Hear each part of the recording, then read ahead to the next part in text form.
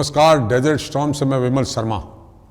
आज हमारे साथ ग्रामीण क्षेत्र से जुड़े एक ऐसे व्यक्तित्व हैं जो एक धार्मिक प्रवृत्ति के, आम जन से जुड़े, चाहे वो किसान का आंदोलन हो, चाहे वो ओरण और गोचर बचाने का आंदोलन हो, चाहे देगराय मंदिर के जीर्णोद्धार का मामला हो, हमेशा आगे रहते हैं।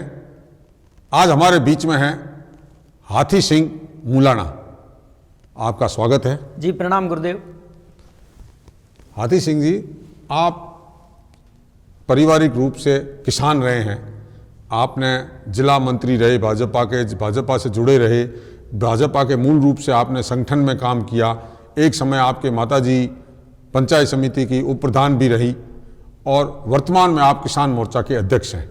तो एक राजनेता के रूप में और एक सामाजिक कार्यकर्ता के रूप में आपका क्या मानना है? मैं आपकी जानकारी के लिए बताना चाहता हूं कि मैं 2005 में भारतीय जनता पार्टी से जुड़ा। उस समय हमारा क्षेत्र मूलाना गांव था, वो शिव विधानसभा में हुआ करता था। मेरा देगराय पब्लिक स्कूल नाम से मैं अध्यापन कार्य बड़ोड़ा गांव में करवाता। डॉक्टर जालम सिंह जी रावलोत हमारे शिव के विधायक थे। उन्होंने मेरा कोई स्पीच सुना और मुझे कहा कि आपकी ज़रूरत भारतीय जनता पार्टी में है। सांग सिंह जी से भी मैं संपर्क में रहा, उन्होंने दोनों ने मुझे भारतीय जनता पार्टी में प्रवेश करवाया और प्रथम बार ज्यों ही मैं भारतीय जनता पार्टी में आया, भाजपा ज्वाइन करने के 3 महीने बाद में मुझे जिला मंत्री पद का दायित्व दिया। तब से लेकर के आज तक मैं एक राष्ट्रवादी भारतीय जनता पार्टी के लिए काम कर रहा हूं और मैं बहुत ही संतुष्ट हूं और अपने आप में गर्व का महसूस करता हूं कि मैं एक ऐसे राष्ट्रवादी पार्टी से जुड़ा हूं जिसकी सोच सनातन धर्म को लेकर के और भारत को विश्व गुरु बनाने के लिए है। आप वर्तमान में किसान मोर्चा के अध्यक्ष हैं। आपने समय समय पर किसानों की समस्याओं को लेकर, उनके समस्याओं के निराकरण के लिए कई आंदोलन किए हैं।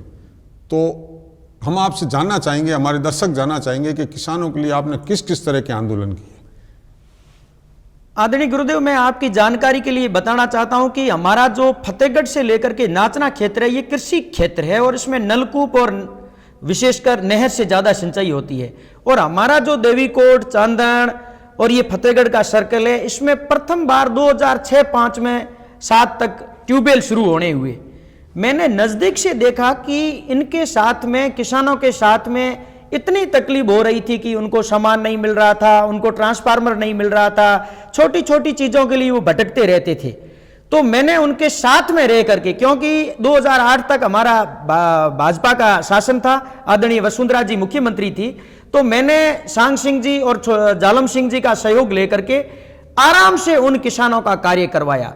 2009 के अंदर जब हमारी 8 में भाजपा की सत्ता जब परिवर्तित हुई तो 9, 10, 11, 12 में किसानों के सामने इतनी कांग्रेस सरकार में मुसीबतें खड़ी हो गई कि उन्होंने डिमांड्स भर दिए। उनको 2-2, 3 साल से सामान नहीं मिल रहा था, कृषि कनेक्शन उनके नहीं हो रहे थे, दर दर की ठोकरें खा रहे थे।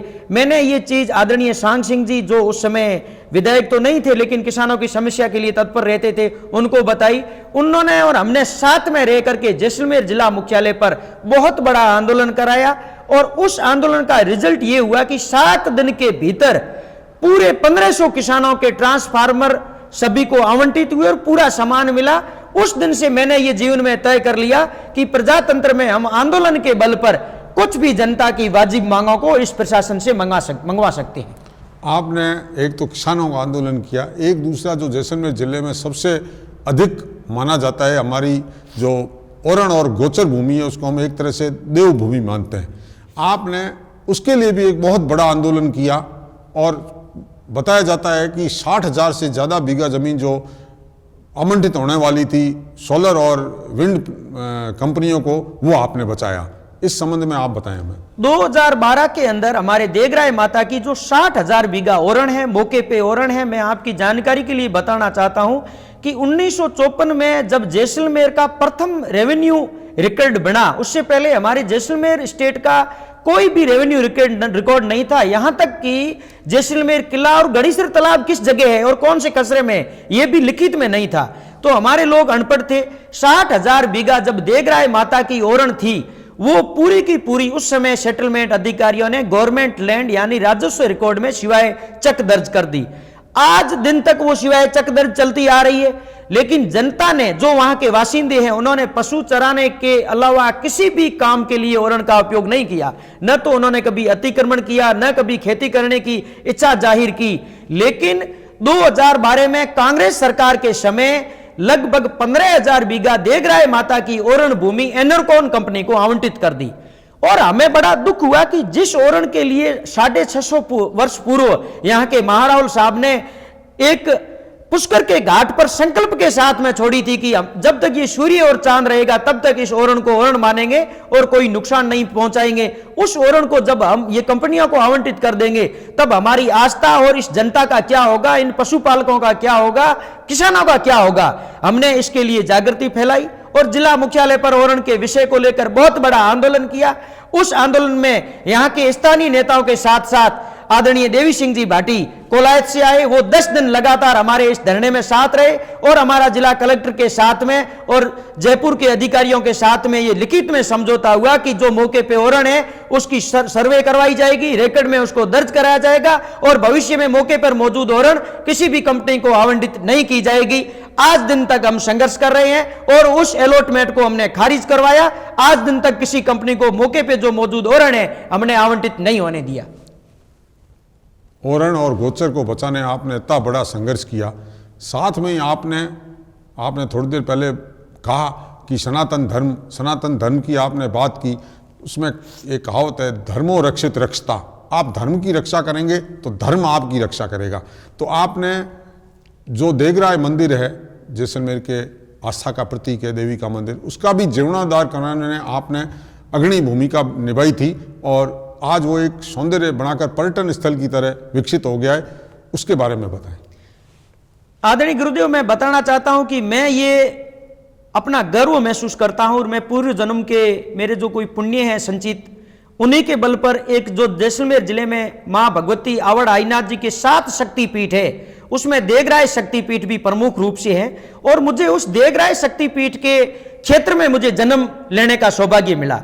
और 1995 में हमने देखा कि देगराय मंदिर जो एक शक्तिपीठ है उसकी वास्तव में एक बहुत बड़ा जीर्णोद्धार होना चाहिए, अच्छा बनना चाहिए। मां शक्ति का पीठ है वो भव्य बनना चाहिए। हमारे आदरणीय स्वर्गीय पदम सिंह जी और अभी हाल में स्वर्गवास हुए हैं कल्याण सिंह जी मुलाना, उनके साथ में और देवी सिंह जी भीगसर और ईश्वर सिंह जी सावता, ये 4 महापुरुष थे। उनके साथ में मिलकर के हमने इसकी बहुत अच्छी कार्य योजना बनाई और पूरे जिले में 36 कौम के हिंदू भाइयों का सहयोग मिला और एक भव्य देगराय शक्तिपीठ, जहां आज आपको मैं बताना चाहता हूं कि देश विदेश के एक धार्मिक और जो पर्यटक के रूप में आते हैं, इसको देखे बिना नहीं जाते हैं।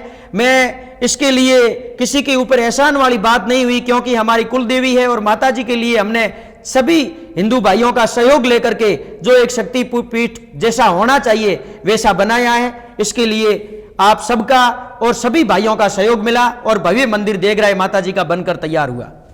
अब तक आपसे बात की ओरण गोचर पर, धार्मिक स्थलों पर, किसान आंदोलन पर। आप एक समय ऐसा था 2010 से लेकर 2015 का, जब आपकी माताजी उप प्रधान रही, तो आप पंचायती राज में किस तरह की राजनीति है, किस तरह से विकास पंचायती राज करता है, उसके बारे में आप बताएं।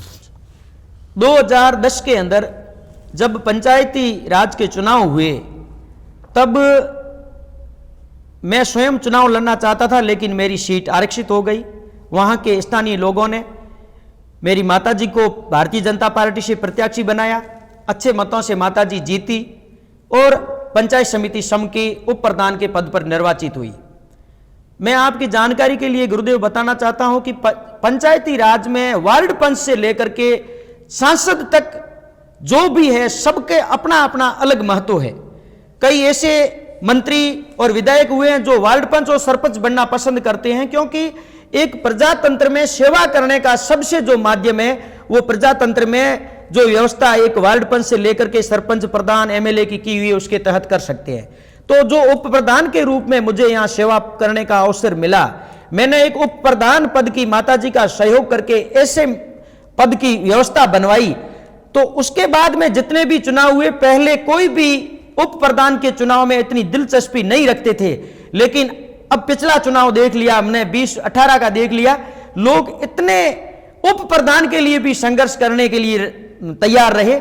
इसके लिए मैं ये आपकी जानकारी ली के बता देता हूं कि एक जैसलमेर जिले में प्रथम बार उप प्रधान क्या कार्य कर सकता है और क्या उसकी कार्य योजना आम जनता के लिए प्रजातंत्र में हो सकती है, नीचे से नीचे स्तर के आदमी को हम क्या सुविधा दे सकते हैं, कैसे ग्रामीण योजनाओं का लाभ दे सकते हैं, ये सारी की सारी योजनाएं पंचायत समिति स्तर से ग्राम पंचायत स्तर पर पहुंचती है। तो मैंने पूर्ण रूप से 36 कौम का और पूरे जिले की जनता का और विशेषकर पंचायत समिति सम में जो उस समय 49 पंचायतें थी सबका सहयोग किया और पंचायती राज के तहत पूरे लोगों को विभिन्न योजनाओं का लाभ दिलाया। आपने पंचायती राज को एक महत्वपूर्ण सेवा का जरिया बताया कि पंचायती राज के माध्यम से आम पब्लिक तक, आम नीचे के स्तर तक, आम गरीब तक, आम ज़रूरतमंद तक मदद की जा सकती है।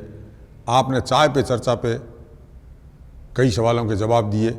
अब तक हमने आपके जीवन के बारे में बात की, किस तरह से आप राजनीति में आए, किस तरह से आपने सामाजिक कार्य किए, किस तरह से किसान आंदोलन किए। अब ब्रेक के बाद फिर आपसे मिलेंगे और हाथी सिंह मुलाना से फिर बात करेंगे, कुछ चटपटी, कुछ राजनीतिक। नमस्कार, आप देख रहे हैं डेजर्ट स्टॉर्म न्यूज़। जैसलमेर से जुड़ी सही, सटीक और निष्पक्ष खबरें देखने के लिए हमारे चैनल को आज ही सब्सक्राइब कीजिए और बेल आइकन दबाना न भूलें ताकि आपको समय समय पर नोटिफिकेशन मिलता रहे। Desert storm news Facebook, Instagram और ट्विटर पर भी अवेलेबल है, जिसका लिंक आपको नीचे डिस्क्रिप्शन बॉक्स में मिल जाएगा। आज ही हमारे चैनल को सब्सक्राइब, शेयर और फॉलो ज़रूर करें।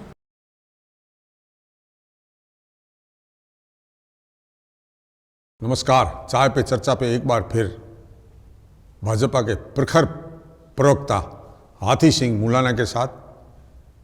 हालांकि वो अब तक स्वयं कोई चुनाव नहीं लड़े, उसके बावजूद भी आज जब 1 वर्ष बाद चुनाव होने वाले हैं विधानसभा के, तो जब भाजपा नया चेहरा तलाश रही है तो आम जनता के मन में कहीं न कहीं ये भावना भी है कि हमारा विधायक हाथी सिंह मुलाना जैसा हो और नए चेहरे में आम पब्लिक उनको भी देखती है। तो मैं आपसे पूछना चाहूँगा कि आप राजनीति के बारे में क्या सोचते हैं? आदरणीय गुरुदेव, मैं एक शास्त्र विधि के अनुसार और सनातन धर्म की परंपरा के अनुसार अपना जीवन यापन करने वाला प्राणी हूँ और मैं प्रतिदिन गीता जी के हर प्रत्येक पाठ का अध्याय का अध्ययन करता हूँ। तो उसमें भगवान कृष्ण ने ये विस्तार से बताया है कि किसी भी क्षेत्र में आदमी उतरे, सेवा करें, तो उसका जीवन का लक्ष्य भोग नहीं होना चाहिए, सेवा का होना चाहिए। और मैं जब भाजपा से जुड़ा हूं, आज दिन तक कोई चुनाव नहीं लड़ा, लेकिन मैंने ब्लॉक मेंबर से लेकर जिला परिषद सदस्य लेकर प्रधान से लेकर विधायकों तक को जो मैंने तन मन और धन का सहयोग किया वो मेरे चुनाव लड़ने से भी कहीं कम नहीं है। और मैं लगातार जनता के बीच में रहता हूं, बिना किसी स्वार्थ के जनता की सेवा करता हूं, चाहे किसानों का मुद्दा हो, चाहे ओरण गोचर का मुद्दा हो, चाहे आम जन का हो, पीड़ित का हो, शहरी समस्या हो, चाहे कहीं किसी क्षेत्र में बिना जो किसी का क्षेत्र है वहां पानी बिजली की समस्या हो, हर समय जनता के बीच में रहता हूं और भगवान श्री कृष्ण के बताए हुए रास्ते पे चलने का प्रयास करता हूं कि ये जो मेरा जीवन है, जो मेरे पूर्व जन्म के किसी पुण्य कर्मों की वजह से मुझे एक अच्छा जीवन मिला है, ये हर एक प्रत्येक के लिए काम आए, आम आदमी के लिए काम आए, इसके लिए मैं करता हूं। और मेरा राजनीतिक सोच, मेरी राजनीतिक विचार भी भगवान श्री कृष्ण की बताई हुई नीति के अनुसार चलती है और मैं मेरे इसमें भी गर्व करता हूं कि जो मुझे राजनीति में माध्यम मिला है भारतीय जनता पार्टी के कार्यकर्ता के रूप में, उसके अनुसार मैं आम जन की सेवा करते हुए अपना जीवन व्यापन कर रहा हूं। आपके बारे में ये कहा जाता है कि आप और कोई पद नहीं लेना चाहते, सीधे प्रमुख या आप एमएलए ही बनना चाहते हैं, तो इस बारे में आपका क्या कहना है राजनीतिक रूप से? भाग्य में जो लिखा है वो कृष्ण भगवान ने कहा है कि आपको देर सवेर मिलेगा।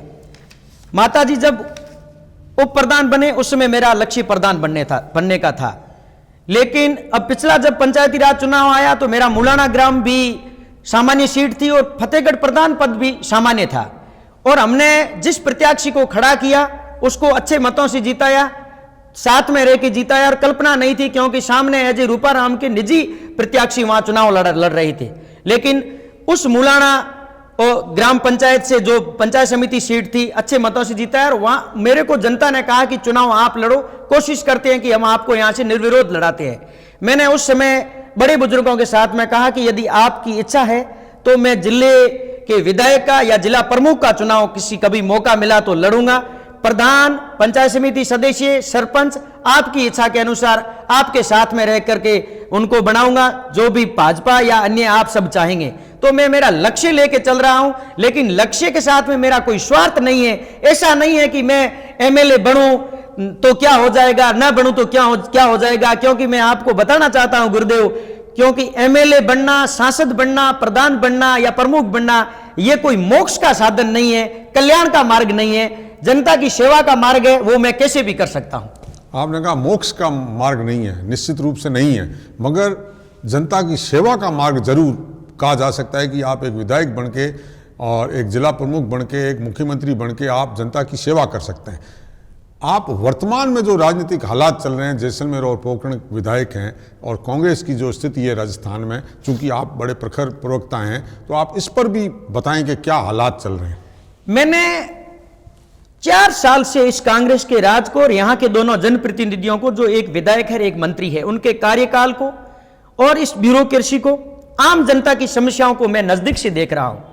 मुझे बड़ा दुख होता है, क्योंकि जो व्यवस्था भाजपा के राज में थी, किसानों का, आम जन का, गरीबों के लिए कितना प्रशासन का सर्वसुलभ उपलब्ध होना, उनकी योजना को, उनके काम को करना, वो आज कहीं नहीं दिख रहा है। वास्तव में मैं बताना चाहता हूं कि वर्तमान जनप्रतिनिधियों ने अपने पद को एक भोग का साधन बना दिया है। चाहे वो कोई भी धर्म हो, सेवा का मौका यदि जनता देती है, प्रजातंत्र में आपको मिलता है, तो ये राजनीति और ये पद भोग का साधन नहीं होना चाहिए, सेवा का भाव होना चाहिए। लेकिन दोनों जनप्रतिनिधियों ने अपने परिवार के सदस्यों को अलग अलग विभाग इस तरह से बांट रखे हैं कि कंपनियों के अंदर दलाली आप करोगे, फलाने डिपार्टमेंट में आप करोगे, उस विभाग की आप करोगे। जैसा मैं बताता हूं कि हमारे राज्य में जब भाजपा का राज था, तब कार्यकर्ताओं को हम ये जिम्मेवारी देते थे कि जो पानी की समस्या है, इसमें ये 5 कार्यकर्ता आम जन से संबंधित समस्याओं का निराकरण करेंगे। वो तो समस्या इनकी दूर हो गई, लेकिन वसूली प्रकरण जो चल रहा है, मैं आपकी जानकारी के लिए बता दूं कि यहां के एक मंत्री हैं जो पोखरण विधानसभा से आते हैं। कोलोनाइजेशन की नहरी जमीन, मोहनगढ़ क्षेत्र की जो इतनी उपजाऊ जमीन है, जहां भविष्य में नहर लाना, नहर नहीं भी आती तो भूमिगत मीठे जल का भंडार है, 25,000 बीघा जमीन मैं सीधा कहना चाहता हूं कि उस कंपनी से भारी दलाली लेकर के उस कंपनी को आवंटित कर दी, और यहां के किसानों के ऊपर, गरीब जनता के उन भावों को और उनकी समस्याओं को दरकिनार करते हुए, जो उनके अरमान थे कि कभी हमें भी जमीन मिलेगी, उन सब की भावनाओं को दरकिनार कर कंपनी के भाव को पहले देखा गया, और वो जमीन जो किसानों को मिलनी चाहिए, भारी दलाली के बलबूते पर नहर की उपजाऊ जमीन कंपनियों को दे दी है। इसका मुझे दुख हो रहा है। दूसरी, मैं आपकी जानकारी के लिए बताना चाहता हूं कि इस जैसलमेर विधानसभा पोखरण तो पहले अभी दूसरी बार ही विधायक बने हैं, लेकिन जैसलमेर जिले में हर वर्ग से विधायक रहे हैं। राजघराने से रहे, राजपूत परिवार से रहे, मुल्ताना राम जी बारूपाल शेड्यूल्ड कास्ट से रहे, और आदरणीय गुरुदेव गोवर्धन दास जी कला भी यहां विधायक रहे।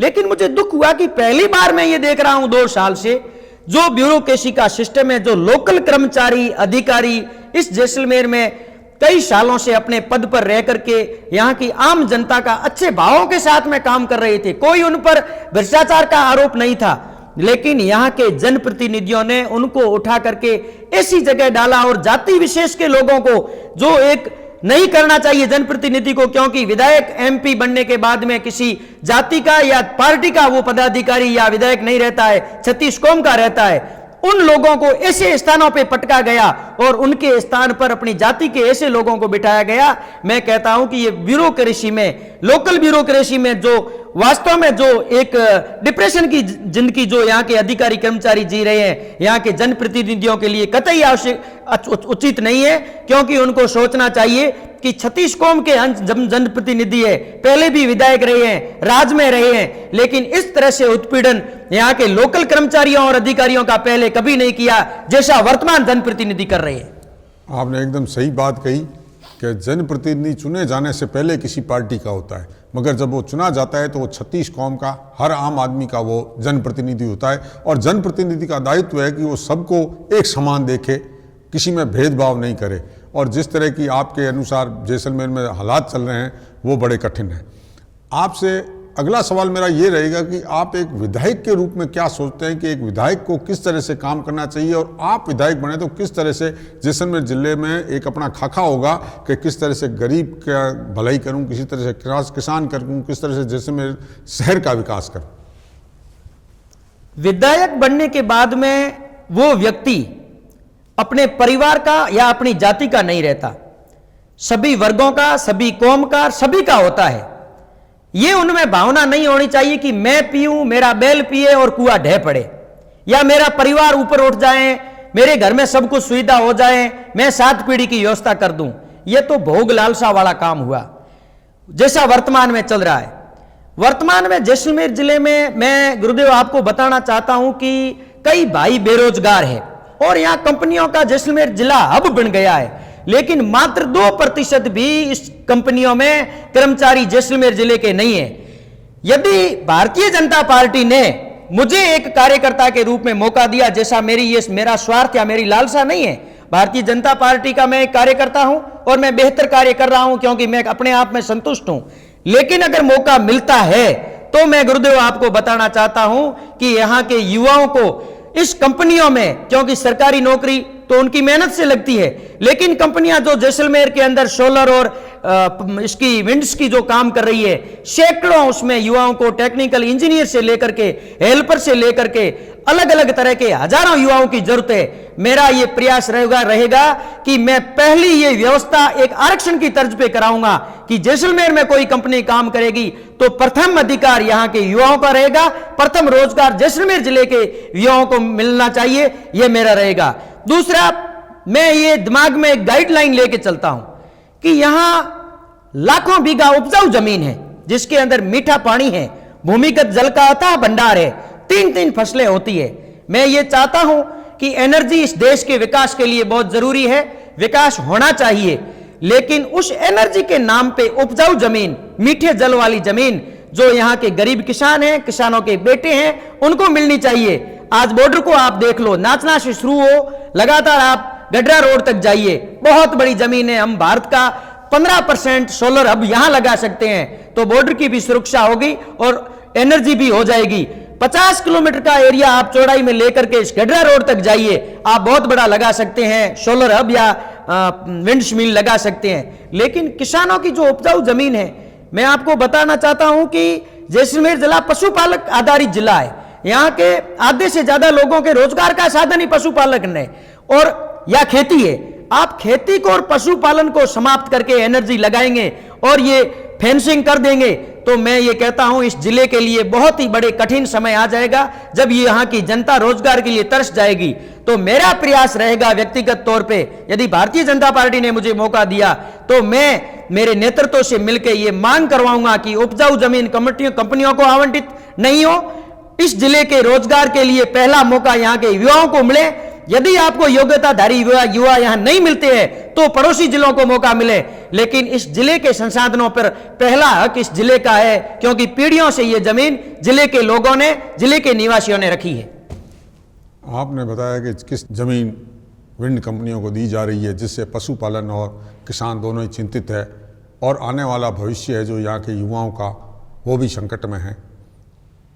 जिस तरह से ग्रामीण क्षेत्र में किसान के लिए ज़मीन और ज़रूरी है, उनके रोज़गार का, पशुपालन का साधन है, वैसा ही शहर में पर्यटन एक साधन है जो 80% पर्यटकों के माध्यम से मिलता है, लोगों को रोज़गार मिलता है। तो आप पर्यटन के बारे में क्या, जैसलमेर के पर्यटन आपका क्या खाका है कि आप पर्यटक किस तरह से ज़्यादा संख्या में बढ़े, उस लोग आएँ और जैसलमेर में ज़्यादा से ज़्यादा स्टे करें?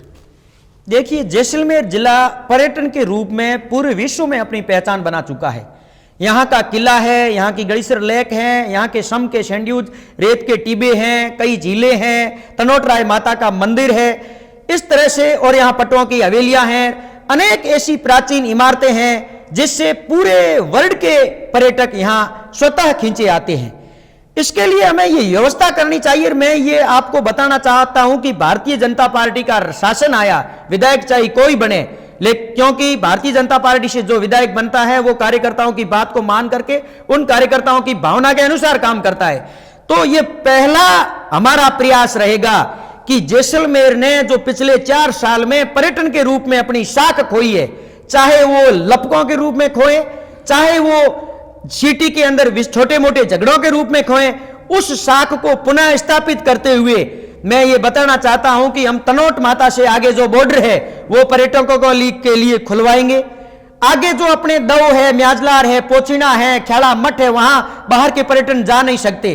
तो हम सरकार से और केंद्र सरकार से मांग करके जैसलमेर आने वाला पर्यटक अपनी इच्छा से आराम से पूरे बॉर्डर को देख सके, पूरे तनोट माता मंदिर से भी आगे जा सके, पूरी जगह घूम सके और उनके साथ में ऐसा व्यवहार एक मेहमान की तरह, अतिथि की तरह हो कि वो बार बार आए, जिससे ये जो यहाँ के 80% शहर के लोगों का रोजगार का साधन पर्यटन है वो बहुत अच्छा खिले। मैं आपको बताना चाहता हूं कि उदयपुर है, नाथद्वारा है, वहां ऐसी व्यवस्था है कि वहां 99% जो लोग हैं शहर में रहने वाले पूरे पर्यटन पर आश्रित हैं और उससे तो कई गुना ज्यादा पर्यटन अपने जैसलमेर आते हैं। तो जैसलमेर के अंदर कुछ लोगों के द्वारा, कुछ धर्म विशेष के युवाओं के द्वारा जो पर्यटन की साख 3-4 साल से गिरी है, पर्यटन गुजरात से आता है, पश्चिमी बंगाल से आता है या किसी अन्य देश से आता है, लेकिन उनके पीछे जो लपके लगते हैं और जो उनकी साख गिर रही है, इन लपकों के खिलाफ सख्त से सख्त हम कार्रवाई करा के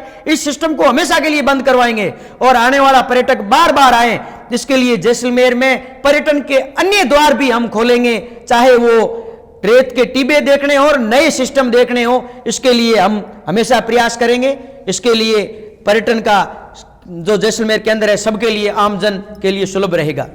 आपने बहुत बढ़िया अपना एक सोच बताई कि किस तरह से विकास करेंगे, किस तरह से विकास होना चाहिए। अब राजनीतिक तौर से आपसे एक सवाल पूछना चाहूँगा कि राजनीति में, चाहे स्थानीय राजस्थान की राजनीति, स्थानीय राजनीति माने चाहे देश की राजनीति, आप राजनीति में जाने तो अपना आपका आदर्श क्या है? आप किस चेहरे को देखकर राजनीति में जाना चाहते हैं?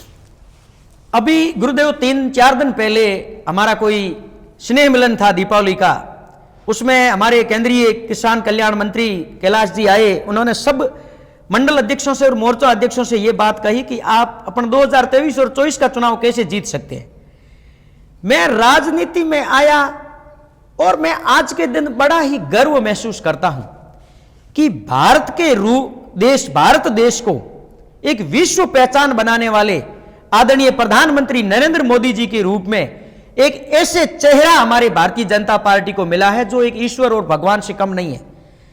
क्योंकि मैं आपको बताना चाहता हूं कि कृष्ण भगवान ने गीता में यह बताया है कि ज्ञानी पुरुष जो हमेशा दूसरों की सोचे, देश की सोचे, धरती माता की सोचे, वो मेरा स्वरूप है। जैसा भगवान ने कहा है, आप स्वयं ब्राह्मण हैं और आपको इस चीज की जानकारी है कि ज्ञानी पुरुष यदि आम जनता की, देश के हित के बारे में रात दिन सोचता है, वो मेरा ही स्वरूप है। तो प्रधानमंत्री जी नरेंद्र मोदी जी से बेहतर इस देश के लिए, इस भारत माता के लिए, इस सनातन धर्म के लिए और आम जन के लिए, गरीब के लिए सोचने वाला कोई मुझे आदमी आज दिन तक नहीं मिला। मेरे लिए एक आदर्श है। आदरणीय नरेंद्र मोदी जी को मैं मेरा बहुत ही चेहरा तो क्या भगवान का स्वरूप मान के चल रहा हूं। चाय पे चर्चा में हाथी सिंह मुड़ा ने आज प्रखर रूप से, चाहे भारतीय जनता पार्टी की बात हो, चाहे वर्तमान में जो हालात चल रहे हैं जैसलमेर और पोखरण सत्ता के, उसके बारे में खुलकर बोला। आपके बारे में एक बात और कही जाती है कि आप जन्म आपने तो लिया है राजपूत के घर में, मगर आपके जो संस्कार हैं वो किसी ब्राह्मण से कम नहीं है। तो चाय पर चर्चा में हम जाते जाते आपके माध्यम से एक शांति मंत्र सुनना चाहेंगे, जिसके माध्यम से हम इस चाय को, चर्चा को यहीं विराम देंगे। गुरुदेव, मैं बताना चाहता हूं, आपने मुझे ये बताई बात, भगवान कृष्ण ने यह कहा है कि शास्त्र विधि से जीवन जीना चाहिए।